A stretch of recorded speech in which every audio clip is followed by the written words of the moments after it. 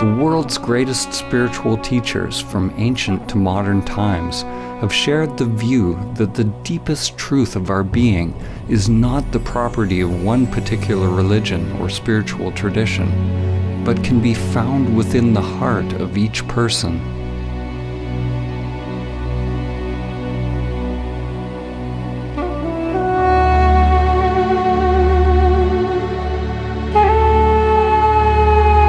The poet Rumi said, "Where is that moon that never rises or sets? Where is that soul that is neither with nor without us? Don't say it is here or there. All creation is that, but for the eyes that can see."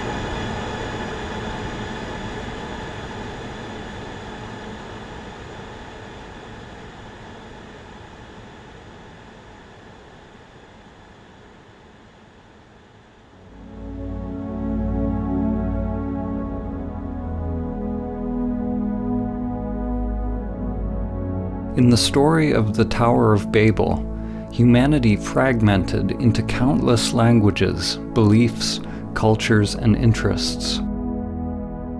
Babel means literally the gate of God. The gate is our thinking mind, our conditioned structures. For those who come to realize their true nature, their essence beyond name and form, they are initiated into the great mystery of what lies beyond the gate.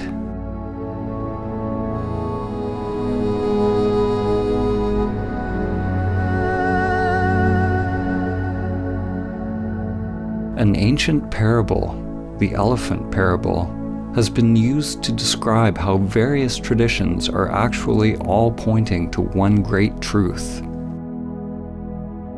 A group of blind people are each touching a different part of an elephant, getting a certain impression of what an elephant is. The person standing at the elephant's leg describes the elephant as being like a tree. The person at the tail says the elephant is like a rope. The elephant is like a spear, says the one standing at the tusk. If one touches the ear, it seems the elephant is like a fan. The person touching the side is adamant that the elephant is like a wall. The problem is, we touch our piece of the elephant, and we believe our experience is the only truth.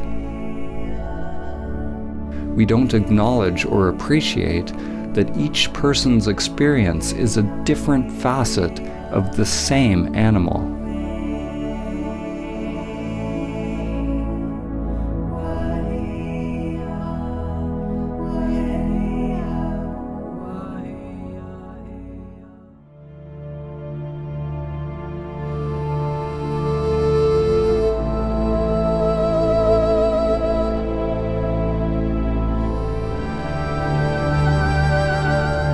The perennial philosophy is an understanding that all spiritual and religious traditions share a single universal truth, a mystical or transcendent reality upon which foundation all spiritual knowledge and doctrine has grown.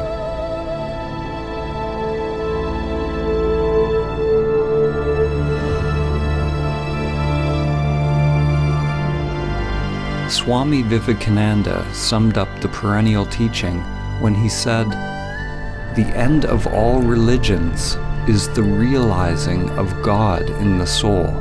That is the one universal religion. In this film, when we use the word God, it is simply a metaphor for the transcendent, pointing to the great mystery beyond the limited egoic mind. To realize one's true self or immanent self is to realize one's divine nature. Every soul has the potential to manifest a new higher level of consciousness, to awaken from its slumber and its identification with form.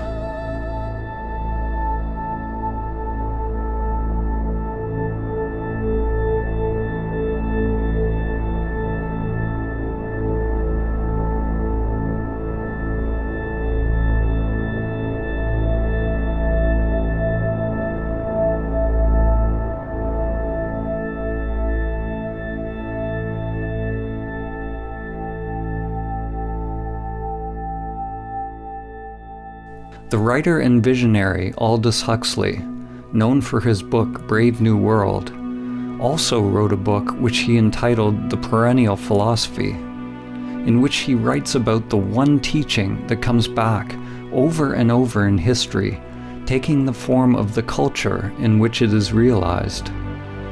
He writes, "The perennial philosophy is expressed most succinctly in the Sanskrit formula, Tat Tvam Asi, that thou art. The Atman, or immanent eternal self, is one with Brahman, the absolute principle of all existence. And the last end of every human being is to discover the fact for himself, to find out who he or she really is."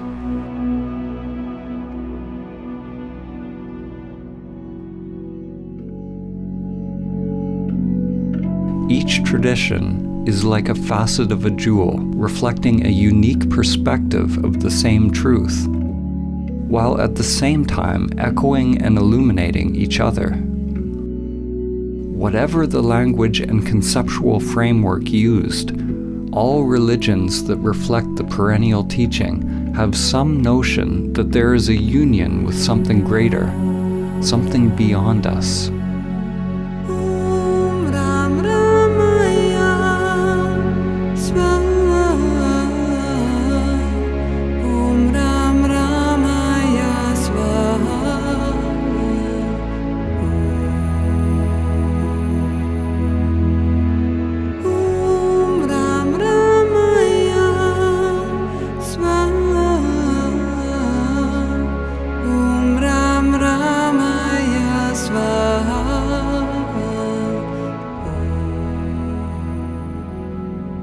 It is possible to learn from and integrate the teachings from one or many sources without identifying a sense of self with them. It is said that all true spiritual teachings are simply fingers pointing to the transcendent truth. If we hold on to the dogma, the teaching, for comfort, we will be stunted in our spiritual evolution. To realize truth beyond any concept is letting go of all clinging and attachment, letting go of all religious concepts.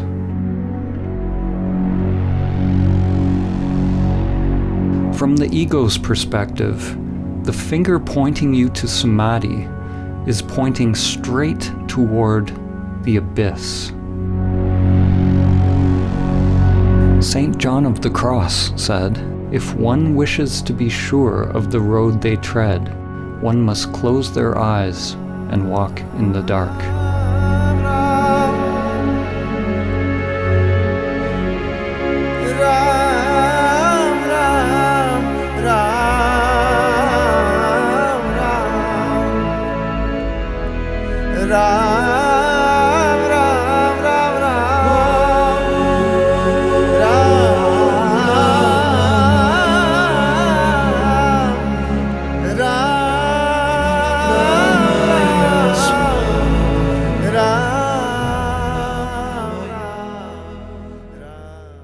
Samadhi begins with a leap into the unknown.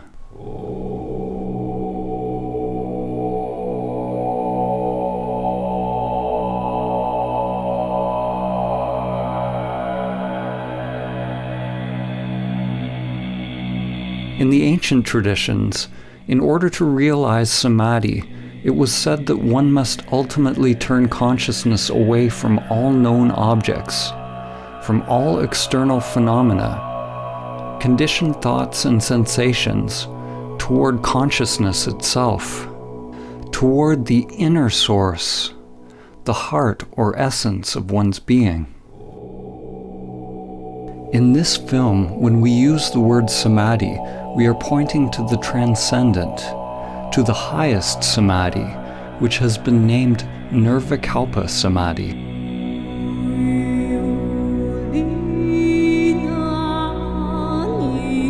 In Nirvikalpa Samadhi, there's a cessation of self-activity, of all seeking and doing. We can only speak about what falls away as we approach it, and what reappears when we return from it. There is neither perception nor non-perception, neither thing nor no thing, neither consciousness nor unconsciousness. It is absolute, unfathomable, and inscrutable to the mind. When the self returns to activity, there's a not knowing, a kind of rebirth, and everything becomes new again. We are left with the perfume of the divine, which lingers longer as one evolves on the path.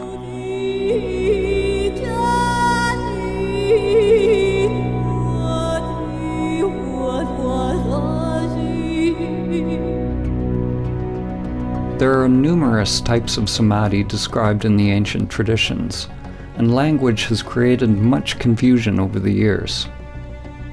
We are choosing to use the word samadhi to point to the transcendent union, but we could have used a word from another tradition just as easily. Samadhi is an ancient Sanskrit term common to the Vedic, Yogic, and Samkhya traditions of India, and has permeated many other spiritual traditions. Samadhi is the 8th limb of Patanjali's 8 limbs of yoga, and the 8th part of the Buddha's Noble Eightfold Path. The Buddha used the word nirvana, the cessation of vana, or the cessation of self-activity.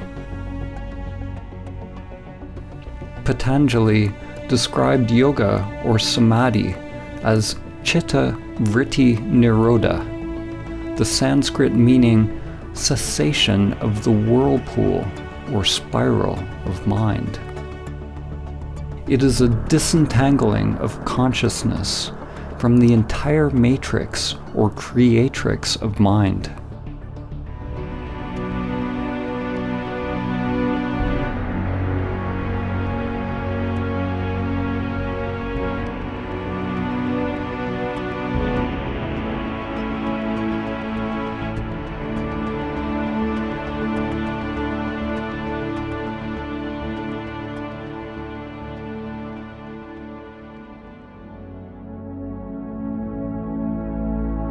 Samadhi does not signify any concept, because to realize it requires a dropping of the conceptual mind.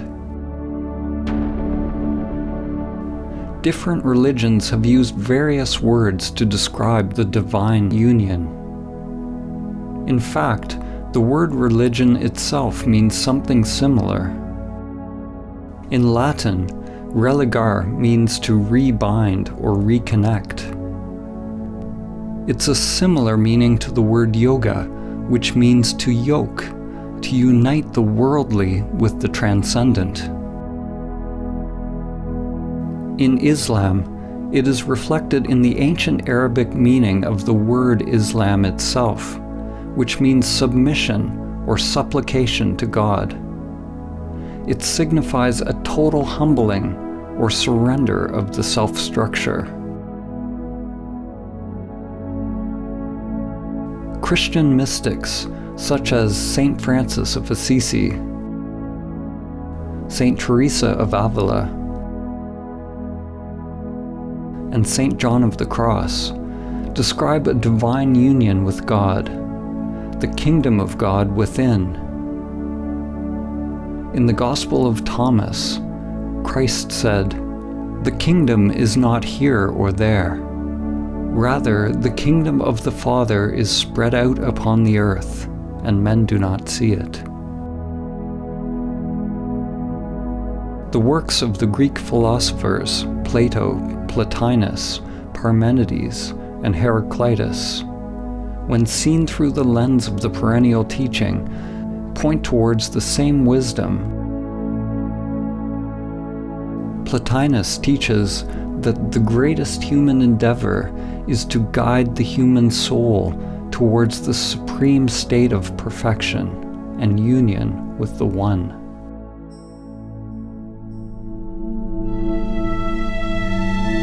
The Lakota medicine and holy man, Black Elk, said, "The first peace, which is the most important, is that which comes within the souls of men when they realize their relationship, their oneness with the universe and all its powers, and when they realize that at the center of the universe dwells Great Spirit, and that this center is really everywhere.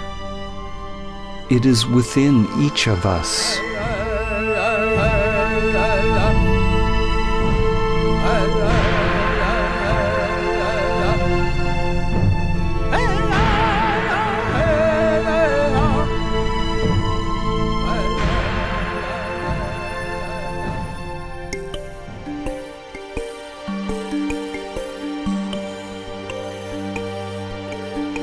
On the path to awakening, unless we are in Samadhi, there are always two polarities, two doorways one can enter.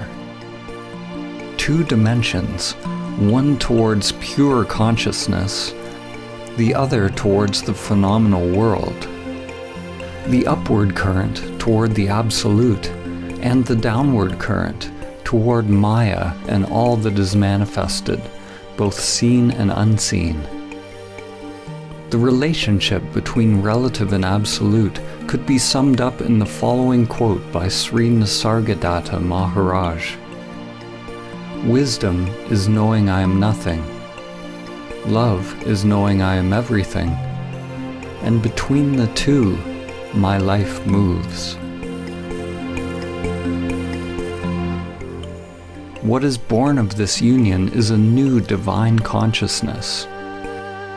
Something is born out of the marriage or union of these polarities, or the collapse of dualistic identification. Yet what is born is not a thing, and it was never born. Consciousness flowers, creating something new, creating what you could call a perennial trinity. God the Father, the transcendent, unknowable and changeless, is united with the divine feminine, which is everything that changes. This union brings about an alchemical transformation, a kind of death and rebirth. In the Vedic teachings, the divine union is represented by two fundamental forces, Shiva and Shakti. The names and faces of the various gods change throughout history, but their fundamental attributes remain.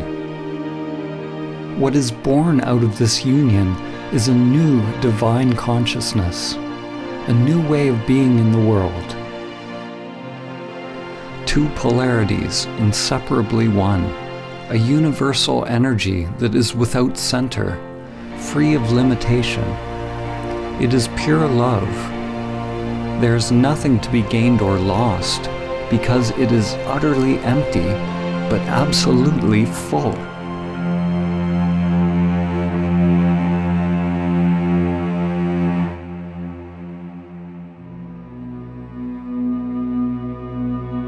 Whether it is the mystery schools of Mesopotamia, the spiritual traditions of the Babylonians and Assyrians, religions of ancient Egypt, Nubian and Kemetic cultures of ancient Africa, the shamanic and native traditions around the world, the mysticism of ancient Greece, the Gnostics, the non-dualists, the Buddhists, the Taoists, Jews, Zoroastrians, Jains, Muslims, or Christians, one finds that their common link is their highest spiritual insights have allowed their adherents to realize Samadhi.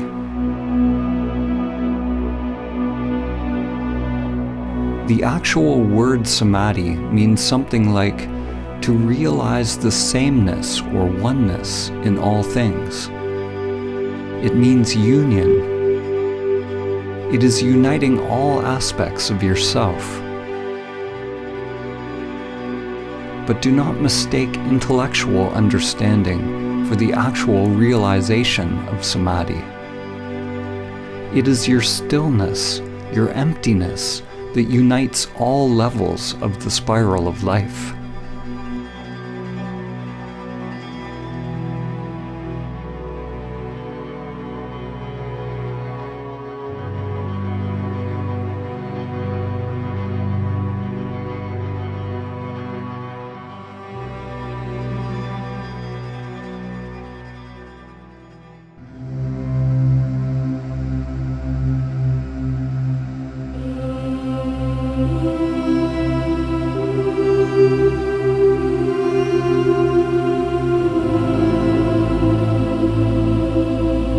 It is through the ancient teaching of Samadhi that humanity can begin to understand the common source of all religions and come into alignment once again with the spiral of life, Great Spirit, Dhamma, or the Tao.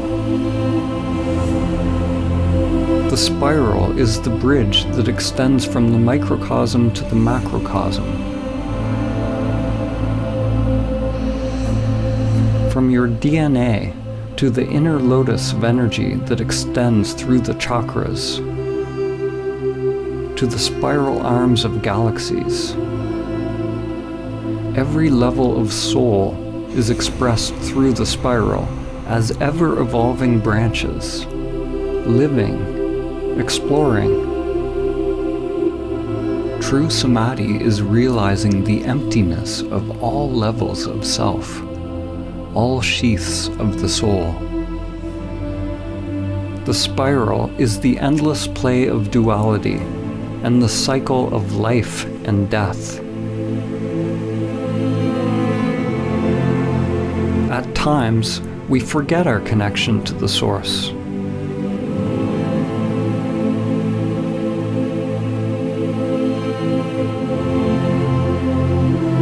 The lens we look through is very small, and we identify with being a limited creature creeping upon the earth, only to once again complete the journey back to the source, to the center that is everywhere.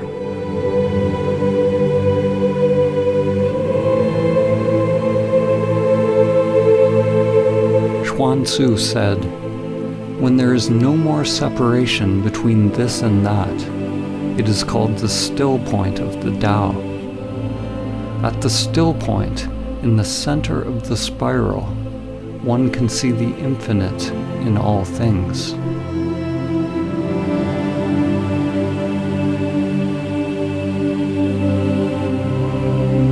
The ancient mantra Om Mani Padme Hum has a poetic meaning. One awakens or realizes the jewel within the lotus. Your true nature awakens within the soul, within the world, as the world.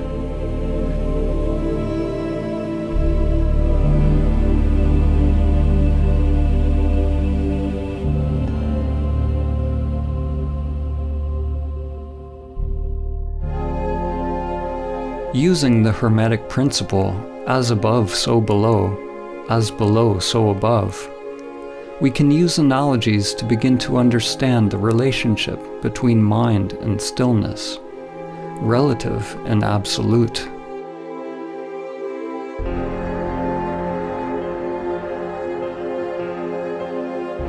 A way to begin to grasp the non-conceptual nature of Samadhi is to use the analogy of the black hole. A black hole is traditionally described as a region of space with a massive gravitational field so powerful that no light or matter can escape. New theories postulate that all objects, from the tiniest microscopic particles to macrocosmic formations like galaxies, have a black hole or mysterious singularity at their center. In this analogy, we're going to use this new definition of a black hole as the center that is everywhere.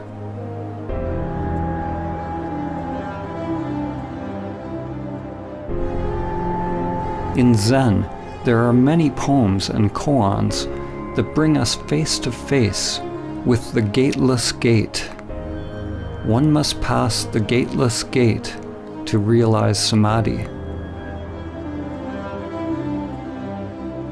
An event horizon is a boundary in space-time beyond which events cannot affect an outside observer, which means that whatever is happening beyond the event horizon is unknowable to you. You could say that the event horizon of a black hole is analogous to the gateless gate. It is the threshold between the self and no self. There is no me that passes the event horizon. In the center of a black hole is the one-dimensional singularity containing the mass of billions of suns in an unimaginably small space, effectively an infinite mass, literally a universe in something infinitesimally smaller than a grain of sand. The singularity is something unfathomable, beyond time and space. According to physics, movement is impossible. The existence of things is impossible. Whatever it is, it does not belong to the world of perception. Yet it cannot be described as merely stillness. It is beyond stillness and movement. When you realize the center that is everywhere and nowhere, duality breaks down. Form and emptiness, time and the timeless. One could call it a dynamic stillness or a pregnant emptiness within the center of absolute darkness. The Taoist teacher Lao Tzu said, "Darkness within darkness, the gateway to all understanding."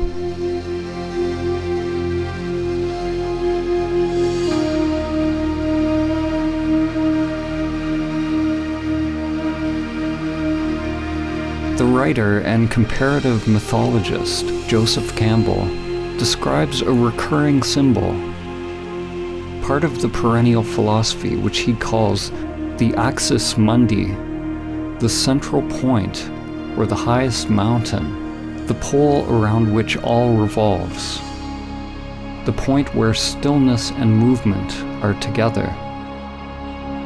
From this center, a mighty flowering tree is realized, a Bodhi tree that joins all worlds.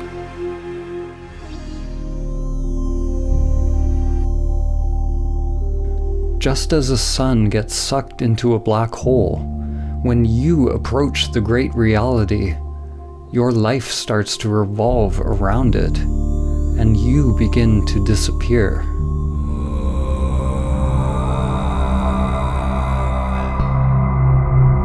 As you approach the immanent self, it can be terrifying to the ego structure. The guardians of the gate are there to test those on their journey. one must be willing to face one's greatest fears, and at the same time accept one's inherent power, to bring light to the unconscious terrors and the hidden beauty within. If your mind is not moved, if there's no self reacting, then all phenomena produced by the unconscious arises and passes away. This is the point in the spiritual journey where faith is most needed. What do we mean by faith? Faith is not the same as belief. Belief is accepting something on the level of mind to bring comfort and assurance.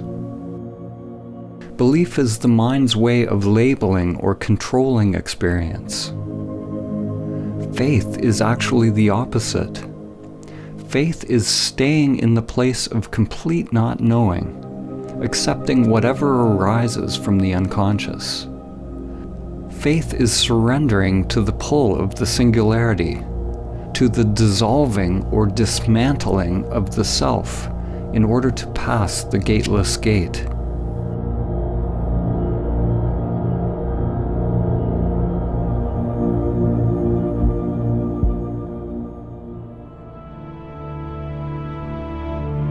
The evolution and structure of a galaxy is closely tied to the scale of its black hole, just as your evolution is tied to the presence of the immanent self, the singularity that is your true nature. We can't see the black hole, but we can know about it by the way things move around it, by how it interacts with physical reality. In the same way, we cannot see our true nature. The immanent self is not a thing, but we can observe enlightened action. As the Zen master Suzuki said, there are, strictly speaking, no enlightened people. There is only enlightened activity. We can't see it, just as the eye cannot see itself. We can't see it because it is that by which seeing is possible. Like the black hole, Samadhi is not nothingness, and neither is it a thing. It is the collapse of the duality of thing and no thing. There is no gate to enter the great reality, but there are infinite paths. The paths, the dharmas, are like an endless spiral with no beginning and no end. No one can pass the gateless gate. No one's mind has ever figured out how, and none ever will. No one can pass the gateless gate, so be no one.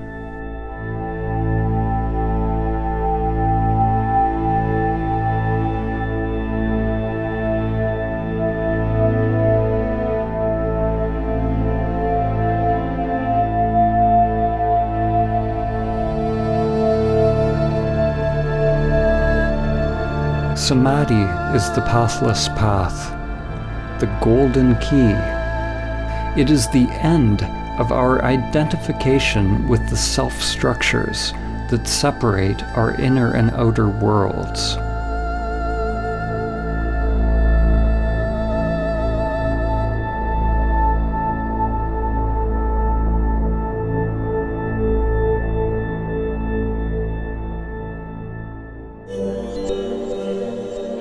There are many developmental models which describe the layers or levels of the self-structure. We will use an example which is very ancient. In the Upanishads, the sheaths which cover the Atman or soul are called koshas. Each kosha is like a mirror, a layer of the self-structure, a veil or level of Maya which distracts us from realizing our true nature if we are identified with it. Most people see the reflections and believe that that is who they are. One mirror reflects the animal layer, the physical body. Another mirror reflects your mind, your thoughts, your instincts and perceptions. Another, your inner energy or prana, which you can observe when you turn inward. Another mirror reflects on the level of the imaginal, which is the higher mind or wisdom layer. And there are layers of transcendental or non-dual bliss that are experienced as one approaches Samadhi. There are potentially countless mirrors or aspects of self that one can differentiate, and they are constantly changing. Most people have yet to discover the pranic, higher mind, and non-dual bliss layers. They don't even know they exist. These layers are informing your life, but you do not see them. The hidden mirrors actually inform our lives more than the ones that are visible. They are unseen because for most people they are not fully illuminated by consciousness.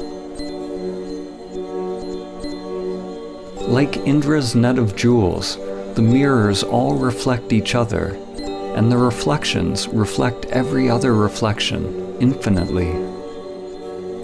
A change on one level simultaneously affects all levels. Some of these mirrors may be left in the shadows, unless we are fortunate enough to have a competent guide to help us shine light upon them. The truth is, we don't know what we don't know. Now, imagine that you shatter all the mirrors. There's nothing reflecting you back to yourself. Where are you? When the mind becomes still, the mirrors cease to reflect. There is no more subject and object. But do not mistake the primordial state for nothingness or oblivion. The immanent self is not something, but neither is it nothing.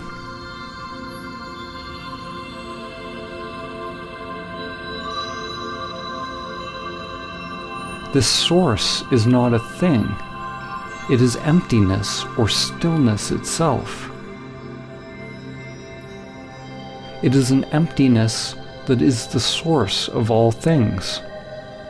Form is realized as exactly emptiness.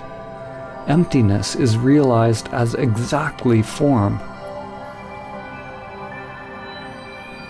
This source is the great womb of creation, pregnant with all possibilities.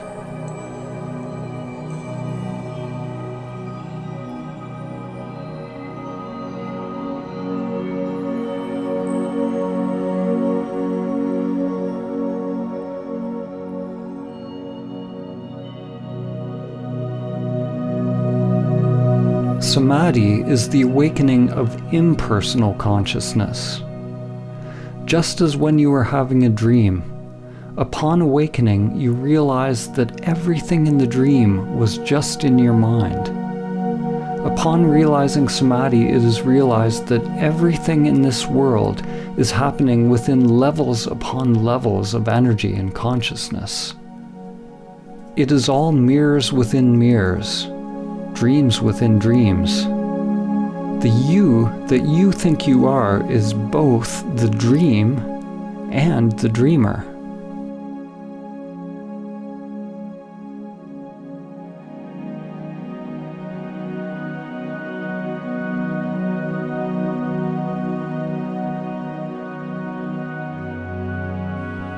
Whatever we say in this film, let it go.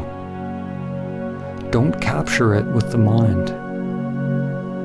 The soul is dreaming the dream of you.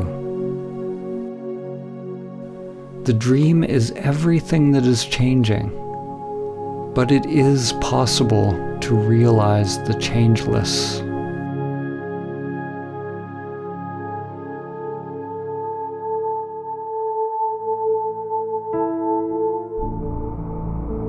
This realization cannot be understood with the limited individual mind.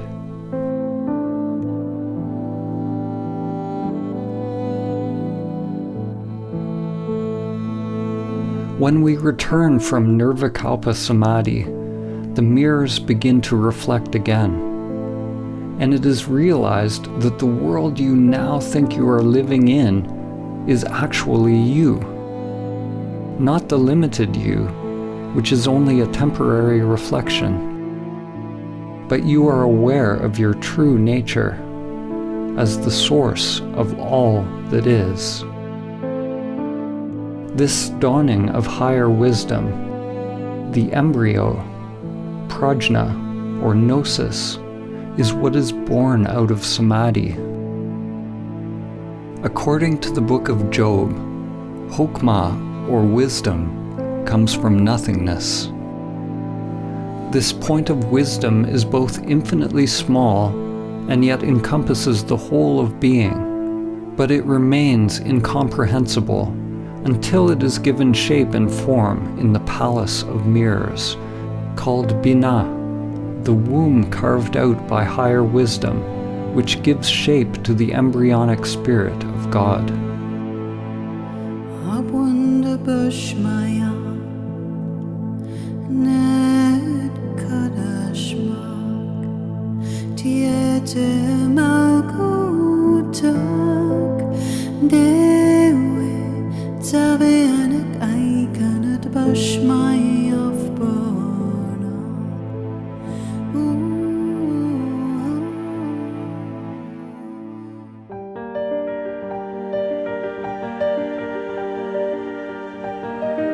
The existence of the mirrors, or the mind's existence, is not a problem. On the contrary, the error or aberration of human perception is that we identify ourselves with it. This illusion that we are the limited self is Maya. The yogic teachings say that to realize Samadhi, one must observe the meditation object until it disappears. Until you disappear into it, or it into you. Although the language in the various traditions is dissimilar, at their root they all point towards a cessation of self-identification and self-centered activity. The Buddha always taught in negative terms. He taught to investigate directly into the working of the self-structure.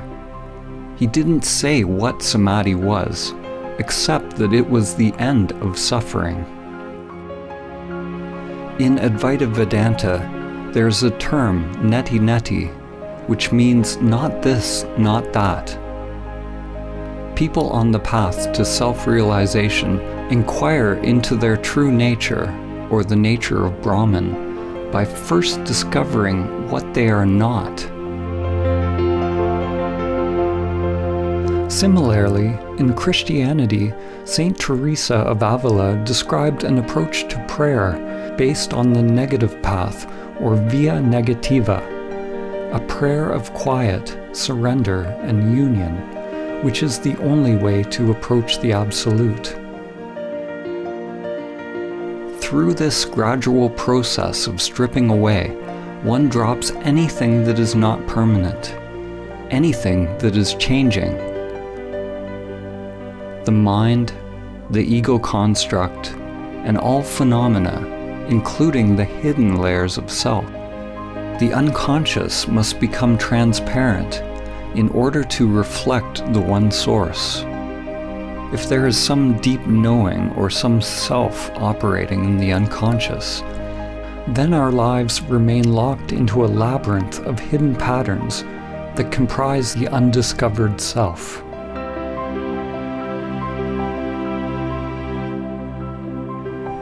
when all layers of self are revealed as empty, then one becomes free from the self, free from all concepts.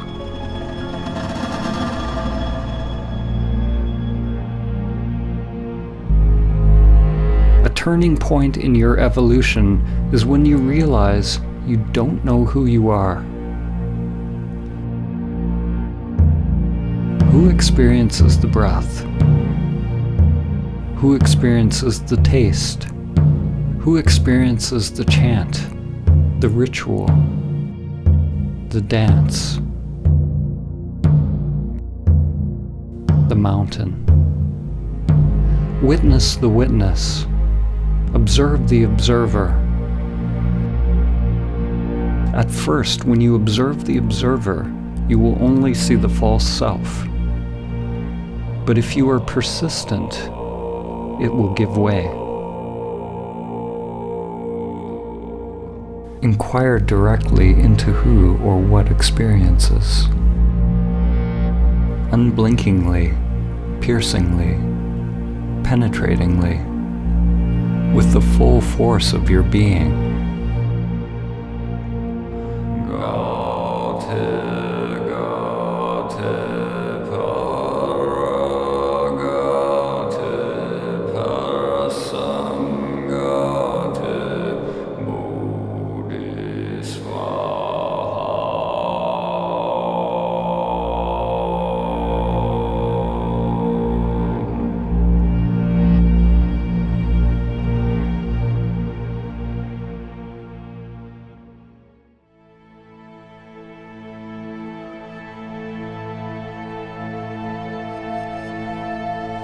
There is no self that awakens. There is no you that awakens. What you are awakening from is the illusion of the separate self, from the dream of a limited you. To talk about it is meaningless. There must be an actual cessation of the self to realize directly what it is. And once it is realized, there is nothing that can be said about it. As soon as you say something, you are back in the mind. I have already said too much.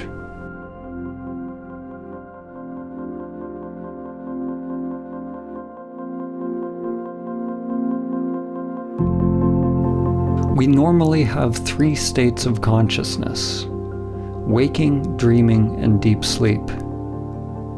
Samadhi is sometimes referred to as the 4th state, the ground state of consciousness, a primordial awakeness that can become present continuously and in parallel with the other consciousness states. In Vedanta, this is called Turiya. Other terms for Turiya are Christ consciousness, Krishna consciousness, Buddha nature, or Sahaja Samadhi. In Sahaja Samadhi, the immanent self stays present along with the full use of all human functions. The stillness is unmoving at the center of the spiral of changing phenomena. Thoughts, feelings, sensations, and energy revolve around it at the circumference. But the degree of stillness, or I amness, remains during outer activity, exactly as in meditation. It is possible that the immanent self will remain present, even during deep sleep, that your awareness of I am does not come and go, even as states of consciousness change.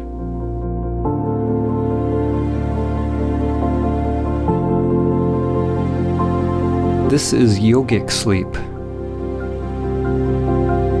In the Song of Songs, or the Song of Solomon from the Hebrew Bible or Old Testament, it reads, "I sleep, but my heart waketh." This realization of the eternal, impersonal consciousness is reflected in the words of Christ when he said, Before Abraham was, I am.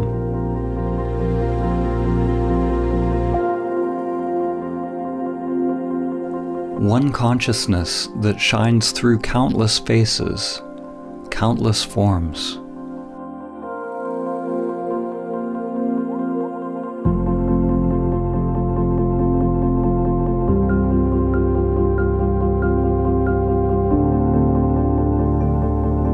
At first, it's like a fragile flame born out of the polarities within you.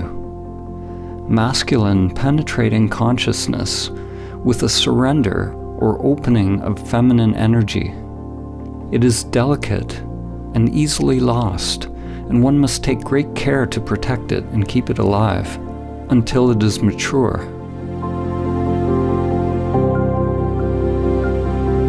Samadhi is simultaneously a timeless state of consciousness and a stage in an unfolding development process, something organic and growing in time.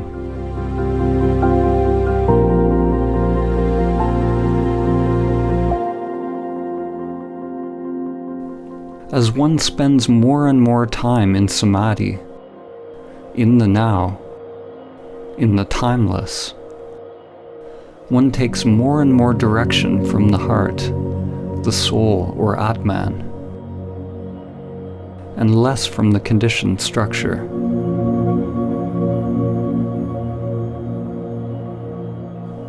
This is how one becomes free of the lower mind, free of pathological thinking. The inner wiring changes. Energy no longer flows unconsciously in the old conditioned structures. Which is another way of saying one is no longer identified with the self-structure, with the outer world of form.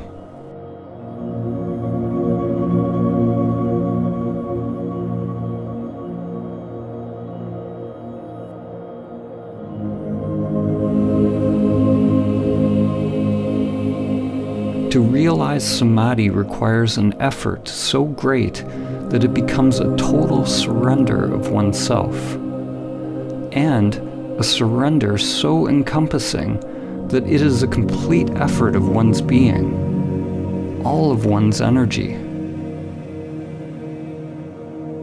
It is a balance of effort and surrender, yin and yang, a sort of effortless effort.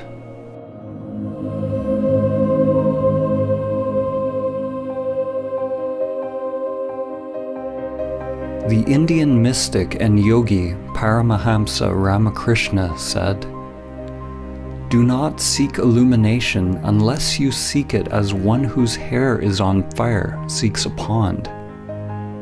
You seek it with your whole being." During one's ego-transcending practice, it takes great courage, vigilance, and perseverance to keep the embryo alive. To not fall back into the patterns of the world. It takes a willingness to go against the current, against the inexorable crush of the matrix and the grinding wheels of samsara. Every breath, every thought, every action must be for realizing the source. Samadhi is not realized by effort, nor is it effortless.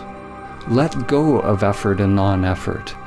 It's a duality that only exists in the mind. The actual realization of Samadhi is so simple, so undifferentiated, that it is always misconstrued through language, which is inherently dualistic. There is only one primordial consciousness that awakens as the world, but it has been obscured by many layers of mind. Like the sun hidden behind the clouds, as each layer of mind is dropped, one's essence is revealed. As each layer of mind is dropped, people call it a different samadhi. They give names to different experiences or different types of phenomena.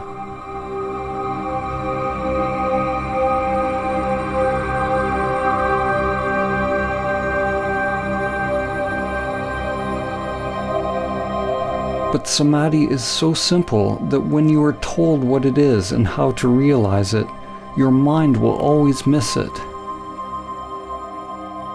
Actually, Samadhi is not simple or difficult.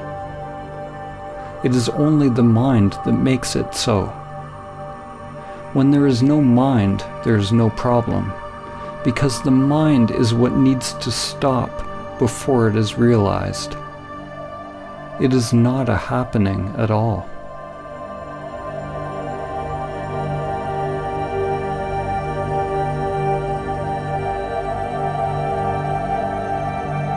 The most concise teaching of Samadhi is perhaps found in this phrase: be still and know.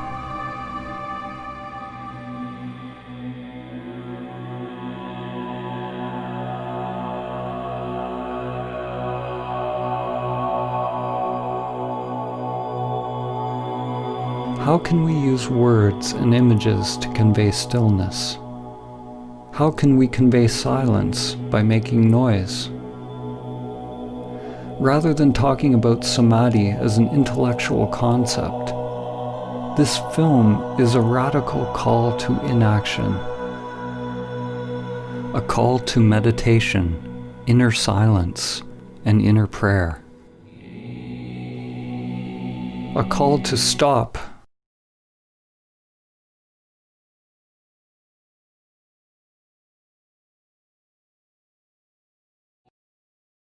Stop everything that is driven by the pathological, egoic mind. Be still and know.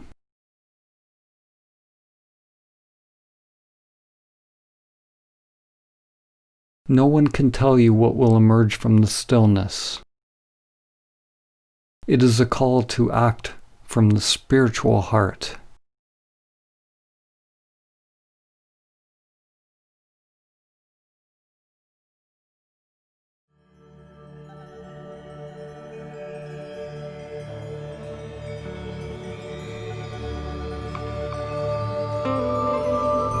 It's like remembering something ancient.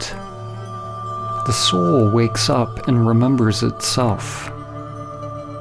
It has been a sleeping passenger, but now the emptiness awakens and realizes itself as all things.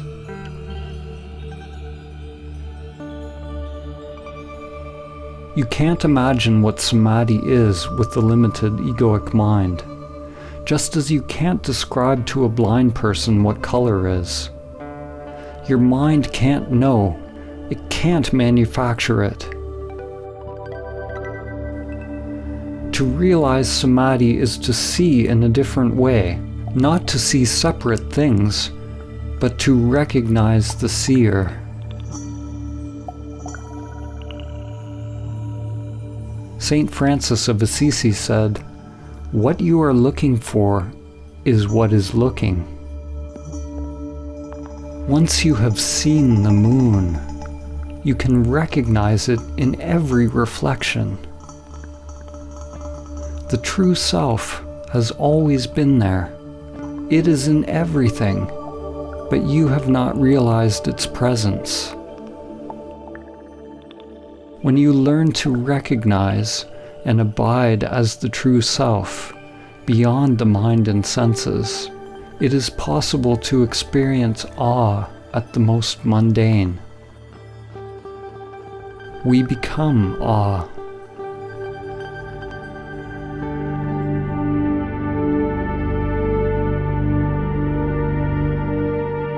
Do not try to be free of desires, because wanting to be free of desires is a desire. You can't try to be still, because your very effort is movement.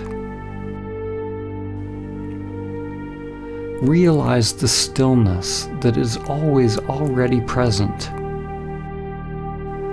Be the stillness and know. When all preferences are dropped, the source will be revealed. But do not cling even to the source. The great reality, Tao, is not one, not two. Ramana Maharshi said, "The self is only one.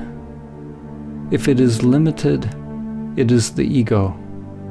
If unlimited, it is infinite and the great reality."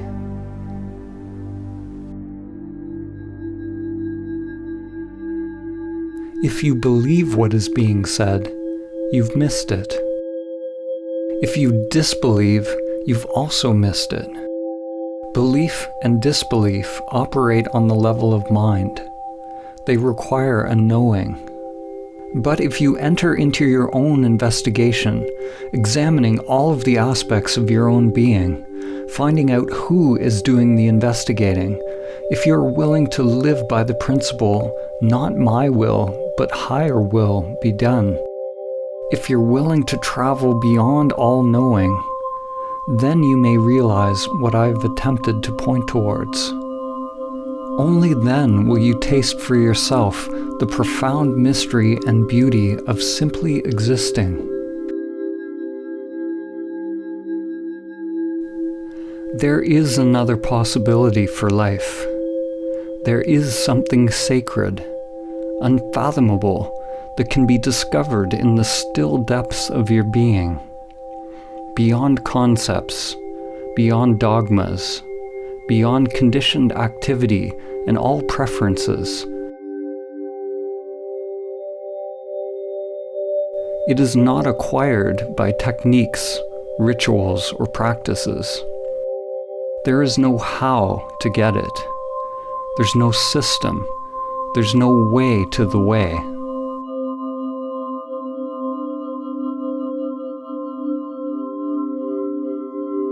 As they say in Zen, it is discovering your original face before you were born.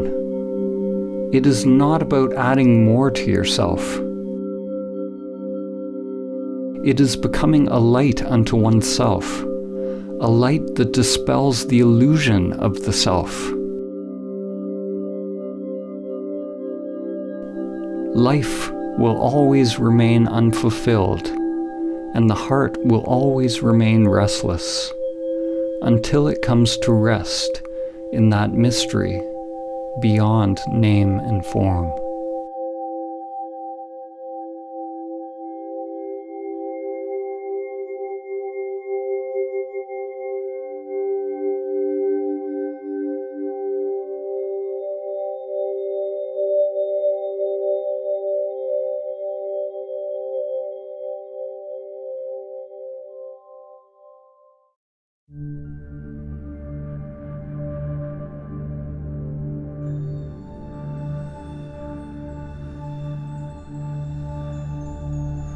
Om Shri Lakshmi Swaha Swaha. Om Shri Lakshmi Swaha.